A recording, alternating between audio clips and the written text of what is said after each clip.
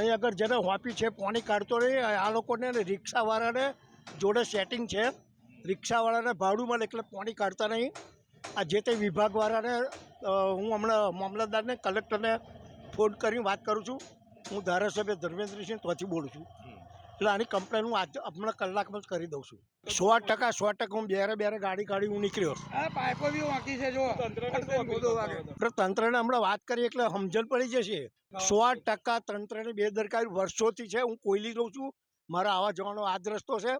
એટલે આ લોકો કાયમ માટેની આ તકલીફ છે, કોઈને કશી પડી નહીં. અડધા કલાક ઉભા રહ્યા અહીંયા આગળ અને હવે ગાડી ક્રોસિંગ ના થઈ અને આવવા જવાનો રસ્તાનો નિકાલ નહીં. કોઈ કાયમી છે કરવાનો કોઈ રસ્તો. આ અત્યારે જ થયો, બચી ગયા પેલા ભાઈ બાઇકવાળા ત્યાં પેલી સાઈડ એ પાછા વળવા ગયા તો અંદર જતા બચી ગયા. 100% એમાં આ તો વર્ષોથી આ છે. આનો કોઈ નિકાલ કાયમી આવવો જોઈએ.